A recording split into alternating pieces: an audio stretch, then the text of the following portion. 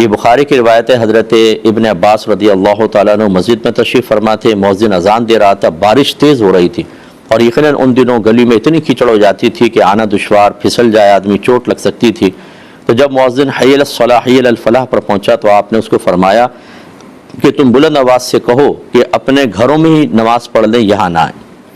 تو جو قریب کچھ لوگ تھے وہ حیران ہوئے کہ یہ کیسی بات کر رہے ہیں، تو پھر آپ نے جواب دیا کہ جو مجھ سے بہتر تھے یعنی نبی کریم صلی اللہ علیہ وسلم، انہوں نے بارش کے ایام میں ایسا ہی کیا تھا۔ اس کا مطلب یہ ہوا کہ خود نبی کریم صلی اللہ علیہ وسلم کے دور مبارک میں سرکار نے تیز بارش میں صحابہ کو مسجد میں آنے سے روک دیا، کیونکہ اس میں بہہ سکتا تھا، سیلاب کا سب موقع، یا کیچڑ میں کوئی گرے گا، چوٹ لگے گی، تو پھر گھر میں ظہر پڑھنے کا حکم ہوتا ہے۔ تو جب یہ اجازت خود شریعت کی طرف سے ہے تو پھر بالکل سخت حکم نہیں لگے گا۔ لیکن یہ ضرور ہے کہ اگر فرض کر لیں کسی کا دروازہ بالکل مسجد کے ساتھ ہی ہے، نکلے گا اور ایک دم مسجد میں داخل ہو جائے گا اور چھتری بھی موجود ہے، تو پھر یہ تیز بارش اس کے لیے شرعی عذر نہیں بنے گی۔ یہ اسی وقت ہوگا کہ بہت تیز بارش ہو اور راستے خطرناک قسم کے ہوں،